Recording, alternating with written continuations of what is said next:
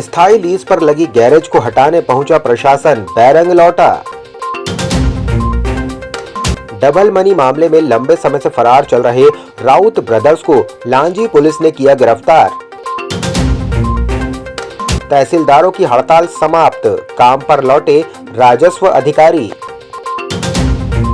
काली पुतली चौक पर दोपहर 3 बजे एसडीएम नगरपालिका प्रशासन और पुलिस ने एक गैरेज दुकान को खाली कराने के लिए कार्रवाई की। यह दुकान इकबाल बेग द्वारा 1991 से संचालित की जा रही थी। हालांकि न्यायालय ने पहले ही कलेक्टर और नगरपालिका को हटाने का आदेश दिया था। नगरपालिका ने 2 लाख रुपये शुल्क जमा कर स्थायी लीज दी थी। अब इकबाल बेग की अपील न्यायालय में लंबित है। फिर भी प्रशासन ने भूमि रिक्त कराने की कोशिश की, जिसे न्यायालय ने रोक दिया है।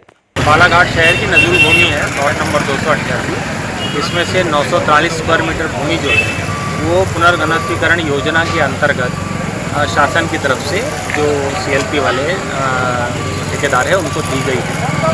उसके संबंध में माननीय कलेक्टर महोदय के निर्देशानुसार रजिस्ट्री हो चुकी है और उसके बाद अब यहाँ कब्जा सौंपने की कार्रवाई की जा रही है।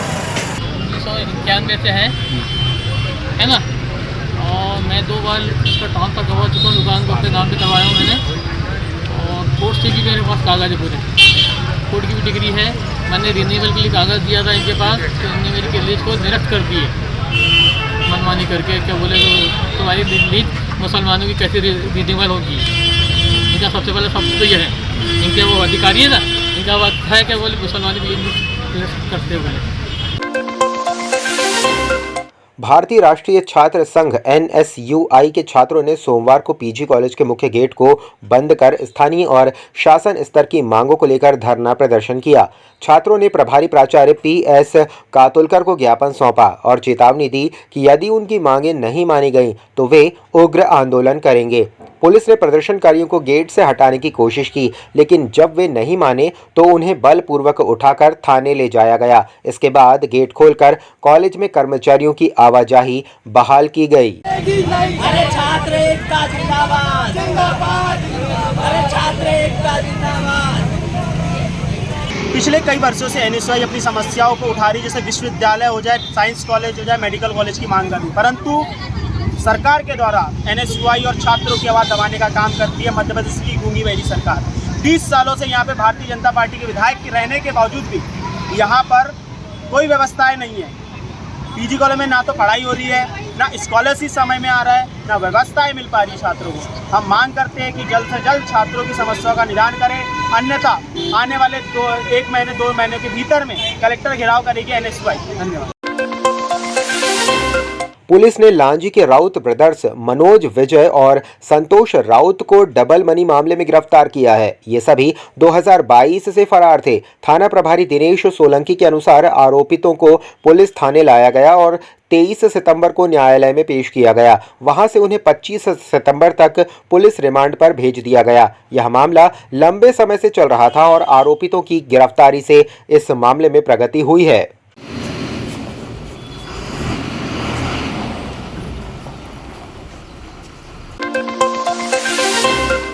तिरोड़ी थाना क्षेत्र के ग्राम महकेपार में घनश्याम कोटेकर की हत्या के मामले में पुलिस ने आरोपी विनोद उर्फ रावण उम्र 27 वर्ष को गिरफ्तार किया है।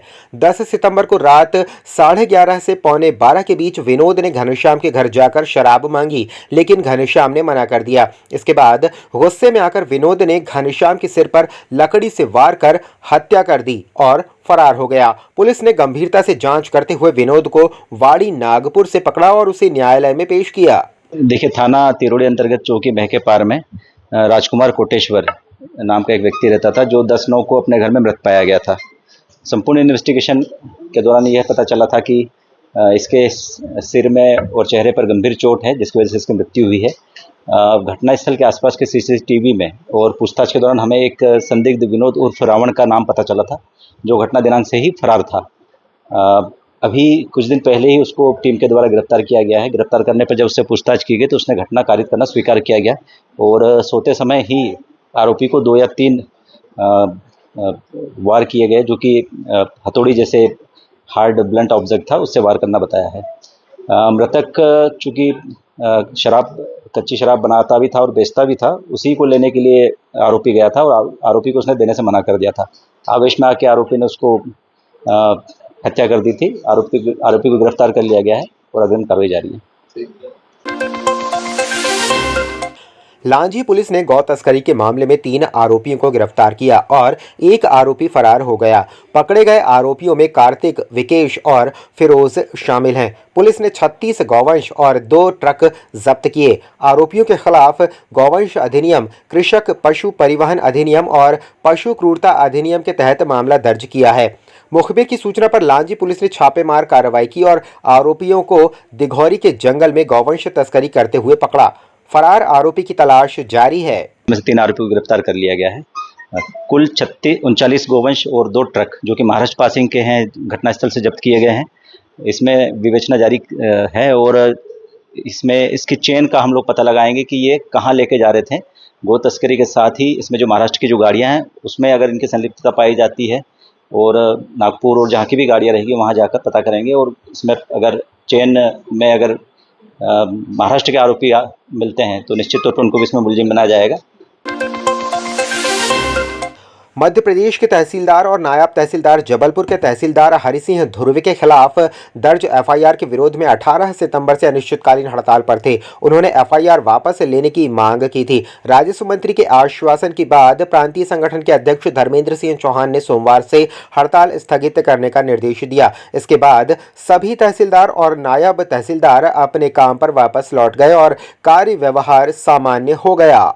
वर्तमान में मध्य प्रदेश कनिष्ठ प्रशासनिक सेवा संघ के प्रांत अध्यक्ष वर्तमान में श्री धर्मेंद्र सिंह चौहान के द्वारा समस्त संघ के साथियों को सूचित किया गया है कि आदरणीय माननीय राजस्व मंत्री महोदय एवं पीएस महोदय राजस्व विभाग से चर्चा उपरांत इस विषय पर सकारात्मक निर्देश शासन के माध्यम से जारी किए जाने का आश्वासन प्राप्त हुआ है। उसको संज्ञान में लेते हुए उन्होंने संघ के समस्त साथियों को पुनः अपने कार्य पर वापस लौटने हेतु सूचित किया है। उसी के परिप्रेक्ष्य में प्रदेश अध्यक्ष के उस उक्त पत्र के निर्देशानुसार भी हम लोग उसको समर्थन देते हुए पुनः काम पर लौट रहे हैं।